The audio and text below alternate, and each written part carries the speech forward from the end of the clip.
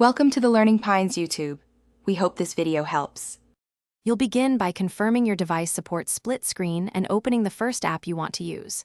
From the app, go straight to the Recent or Overview screen. On many phones, swipe up and hold. Once there, either tap the app's title icon and choose Split Screen or press and drag the app to the upper or left area. This initial placement locks the primary window, so make sure it's the app you want before continuing. Next, select the second app to occupy the remaining half of the screen. If it's visible in Recent, tap or drag it into the open space. Otherwise, open the app drawer and choose it. Many launchers let you drop it directly into split mode. Once both apps are present, use the middle divider to resize each window by dragging. This lets you prioritize one app or give them equal space. Make sure interactions in both apps work before you proceed to finalization.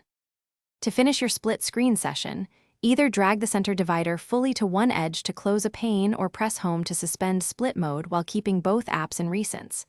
If you want to swap an app, open Recent and replace one side, or tap its icon menu and select Swap.